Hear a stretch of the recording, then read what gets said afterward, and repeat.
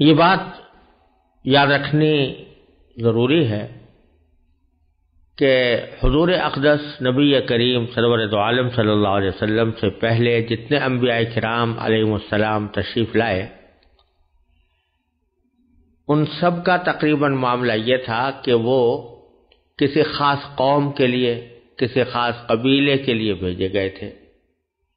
اور ان کی رسالت کا دائرہ کار کسی خاص زمانے کی حد تک محدود تھا۔ لہذا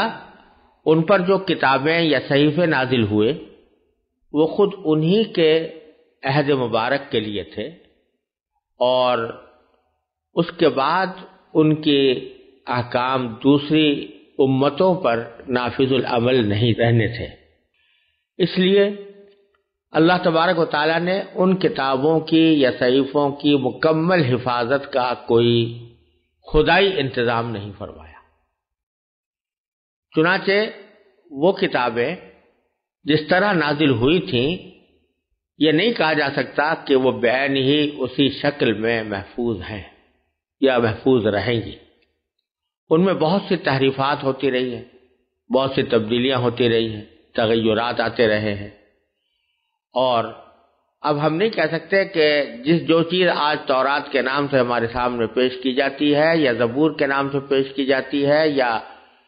انجیل کے نام سے پیش کی جاتی ہے، وہ لفظ بلفظ بعین ہی وہی کتابیں ہیں جو ان حضرات انبیاء کرام علیہم السلام کے اوپر نازل ہوئی تھیں۔ لیکن حضور اقدس نبی کریم خاتم النبیین صلی اللہ علیہ وسلم کو اللہ تبارک و تعالی نے کسی ایک قوم، کسی ایک قبیلے، کسی ایک زمانے کے لیے رسول نہیں بنایا، بلکہ آپ چونکہ تمام انبیاء کرام کے بعد سب سے آخر میں تشریف لائے، تو آپ کی رسالت کا دائرہ پوری دنیا کے لیے ہے اور آنے والے تمام زمانوں کے لیے ہے۔ قیامت تک جتنے انسان آنے ہیں، جتنی قرنیں آنی ہیں، جتنے زمانے آنے ہیں، وہ سارے کے سارے نبی کریم سرور دو عالم صلی اللہ علیہ وسلم کی رسالت کے ماتحت ہیں۔ چنانچہ اس بات کو صاف صاف قرآن کریم نے بیان فرمایا ہے کہ وَمَا أَرْسَلْنَاكَ إِلَّا كَافَّةً لِلنَّاسِ بَشِيرًا وَنَذِيرًا، ہم نے آپ کو تمام انسانوں کے لیے بشیر اور نذیر یعنی خوشخبری سنانے والا یا آگاہ کرنے والا بنا کر بھیجا ہے۔ تو یہ آپ کی رسالت چونکہ عام تھی تمام خطوں کے لیے اور تمام زمانوں کے لیے، اس لیے اللہ تبارک و تعالی نے آپ کو کتاب بھی وہ عطا فرمائی جو قیامت تک اپنی اصل شکل و صورت میں اس طرح باقی رہے گی کہ اس میں کسی بھی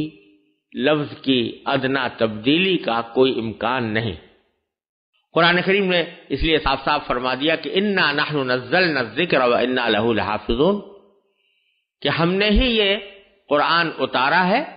اور ہم ہی اس کی حفاظت کریں گے۔ اب اللہ تعالیٰ نے اس کی حفاظت کا ذمہ لیا تو اس کو مختلف طریقوں سے اللہ تبارک و تعالیٰ نے اس کا انتظام فرمایا۔ ایک تو میں نے عرض کیا کہ تحریری شکل میں جو کچھ کارروائیاں کی گئیں ان کی ابتدا نبی کریم صلی اللہ علیہ وسلم کے عہد مبارک سے ہوئی۔ صدیق اکبر کے زمانے میں ایک مکمل نسخہ تیار ہوا، حضرت عثمان نے 7 نسخے اس کے ساری دنیا میں بھیجے، لیکن جیسا میں نے پہلے عرض کیا کہ اصل حفاظت لوگوں کے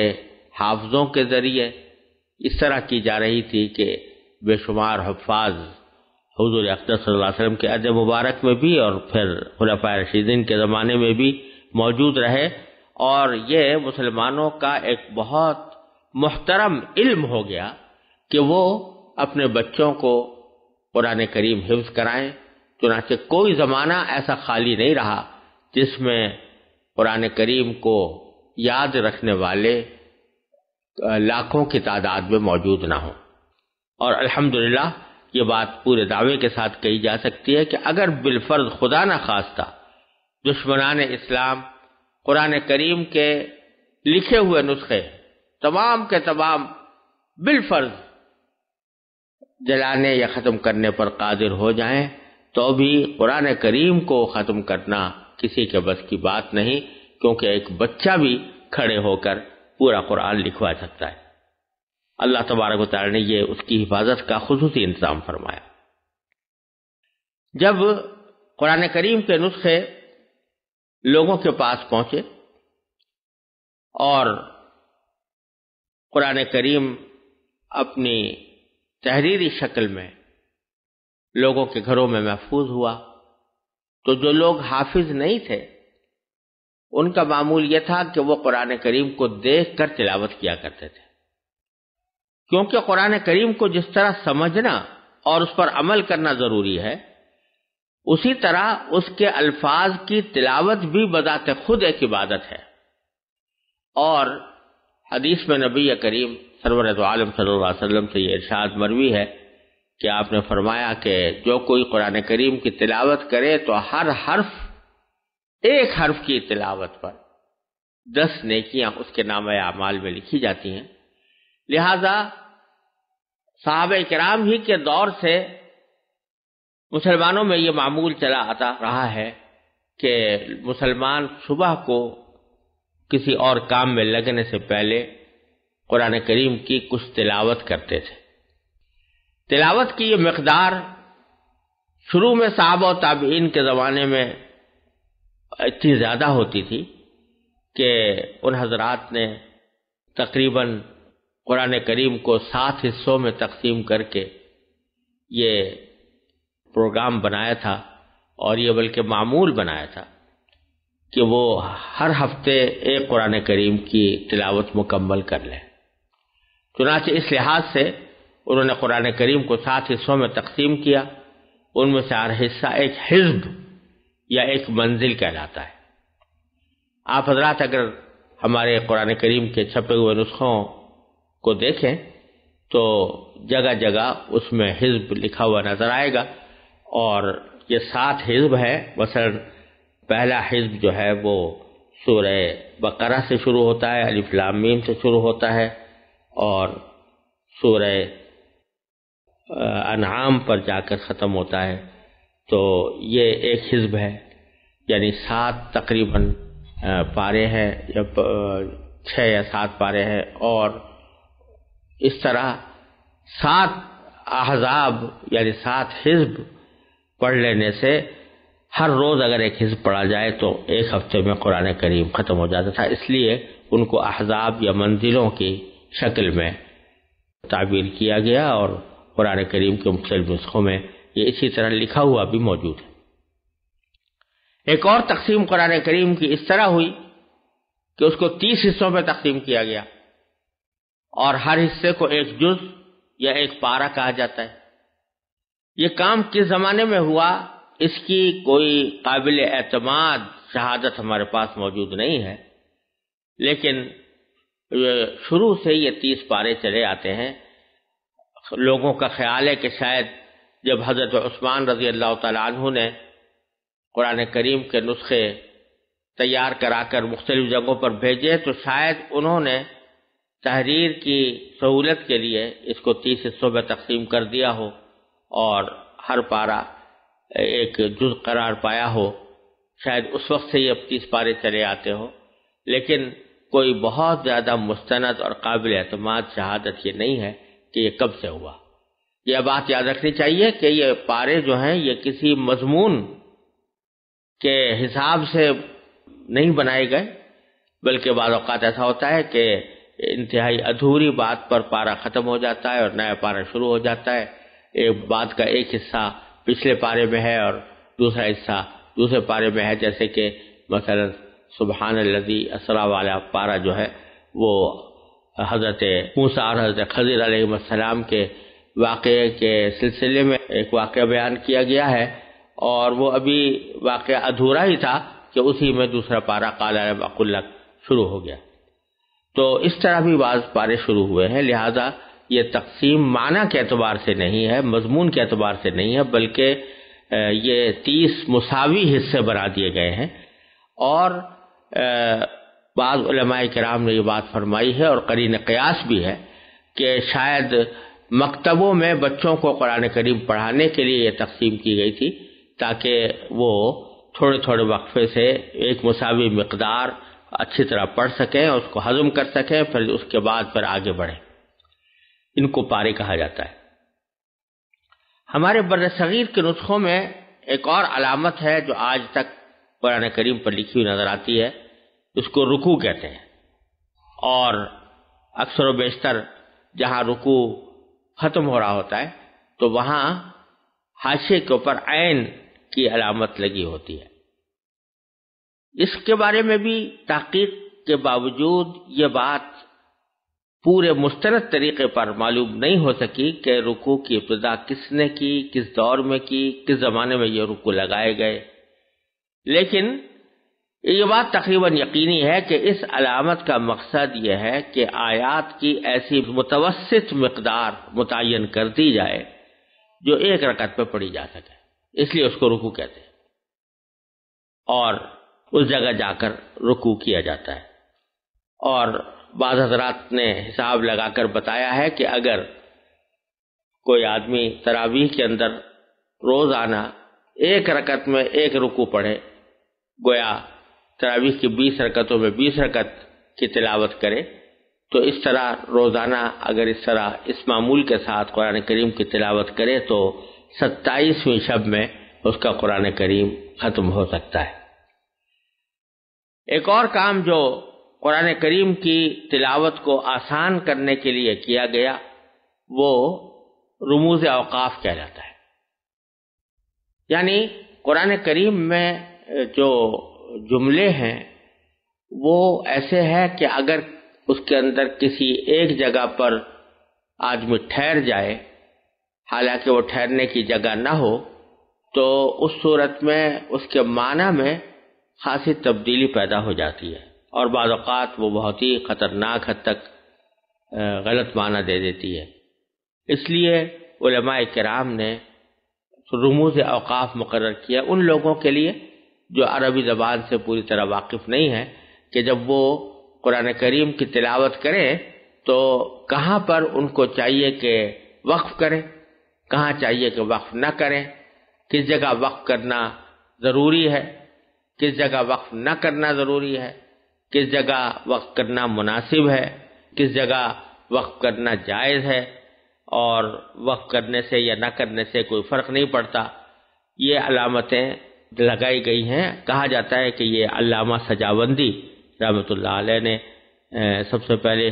لگائی ہے، اور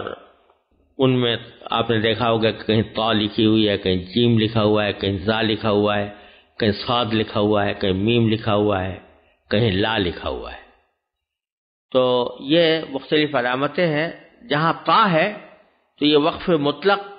کہلاتا ہے، اس کا مطلب یہ ہے کہ یہاں بات پوری ہو گئی ہے، اس لیے یہاں وقف کر لینا بہتر ہے۔ جہاں جیم لکھا ہوا ہے یہ وقف جائز کا مخفف ہے، اس کا مطلب یہ ہے کہ یہاں وقف کرنا جائز ہے، یعنی اگر نہ کریں تو بھی درست ہے اور اگر کر لیں تو بھی جائز ہے۔ جہاں زا لکھا ہوا ہے یہ وقف مجوز کا مخفف ہے، جس کا مطلب یہ ہے کہ وقف کرنا درست تو ہے لیکن بہتر یہ ہے کہ وقف نہ کیا جائے۔ مطلب یہ ہے کہ وقف کرنا اگر کوئی کرے تو معنی میں کوئی خاص تبدیلی واقع نہیں ہوگی، لیکن جو کلام کی سلاست کے لحاظ سے بہتر یہ ہے کہ وقف نہ کیا جائے۔ جہاں صاد لکھا ہے تو یہ وقف مرخص کا مخفف ہے، اور اس کا مطلب یہ ہے کہ اس جگہ بات تو پوری نہیں ہوئی لیکن جملہ چونکہ لمبا ہو گیا ہے اس لیے سانس لینے کی خاطر دوسرے مقامات کے بجائے یہاں وقف کرنا چاہیے۔ کہیں میم لکھا ہوتا ہے تو یہ وقف لازم کا مخفف ہے، اس کا مطلب یہ ہے کہ اگر یہاں وقف نہ کیا جائے تو آیت کے معنی میں بڑی فحش غلطی کا امکان ہے، لہذا یہاں وقف کرنا زیادہ بہتر ہے۔ بعض حضرات اسے وقف واجب بھی کہتے ہیں، لیکن اس سے مراد یہ نہیں ہے کہ اس کے وقف نہ کرنے سے گناہ ہوگا، بلکہ مقصد صرف یہ ہے کہ تمام اوقاف میں اس جگہ وقف کرنا سب سے زیادہ بہتر ہے، کیونکہ وقف نہ کرنے سے معنی میں غلطی پیدا ہونے کا امکان ہے۔ بعض جگہ لا لکھا ہوتا ہے، یہ لا تقف کا مخفف ہے، اس کا مطلب یہ ہے کہ یہاں نہ ٹھہرو، لیکن اس کا منصب یہ نہیں ہے کہ اگر یہاں وقف کر دیا جائے تو کوئی گناہ ہو جائے گا یا یہاں وقف کرنا ناجائز ہے، بلکہ بہت سے مقامات ایسے ہیں جہاں وقف کرنے میں کوئی حرج نہیں، اور اس کے بعد والے لفظ سے ابتدا کرنا بھی جائز ہے۔ لہذا اس کا صحیح مطلب یہ ہے کہ یہاں وقف کیا جائے تو بہتر ہے کہ اسے دوبارہ لوٹا کر پڑھا جائے، اگلے لفظ سے ابتدا کرنا اچھا نہیں۔ بعض جگہ میم اور عین لکھا ہوتا ہے مع، یہ معانقے کا مخفف ہے، اور یہ علامت اس جگہ لکھی جاتی ہے جہاں ایک ہی آیت کے دو مطلب ہو سکتے ہوں۔ ایک مطلب کے مطابق وقف ایک جگہ ہوگا اور دوسرے مطلب کے مطابق دوسری جگہ، لہذا ان میں سے کسی ایک جگہ وقف کرنا چاہیے، اور ایک جگہ وقف کرنے کے بعد پھر دوسری جگہ وقف کرنا اچھا نہیں۔ مثلا ذالک مثلہم فی التوراۃ ومثلہم فی الانجیل، اگر کسی شخص نے توراۃ پر وقف کیا ہے تو الانجیل پر وقف درست نہیں، اور اگر الانجیل پر وقف کرنا ہے تو التوراۃ پر وقف درست نہیں۔ ہاں، دونوں جگہ وقف نہ کریں تو یہ درست ہے۔ اس کا ایک نام مقابلہ بھی ہے، اور اس کی سب سے پہلے نشاندہی امام ابو الفضل رازی رحمۃ اللہ علیہ نے فرمائی ہے۔ بعض جگہ سکتہ لکھا ہوتا ہے، یہ سکتہ علامت ہے، اور اس کا مقصد یہ ہے کہ اس جگہ رکنا چاہیے، لیکن اس طرح کہ سانس نہ ٹوٹے۔ یہاں عموماً یہ علامت اس جگہ لگائی جاتی ہے کہ جہاں اگر سانس توڑ دیا جائے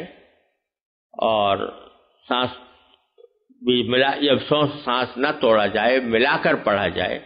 تو معنی میں غلط فہمی پیدا ہونے کا اندیشہ ہے۔ اور جہاں وقفہ لکھا ہوتا ہے وہ سکتے سے زیادہ لمبا، سانس روکنے کی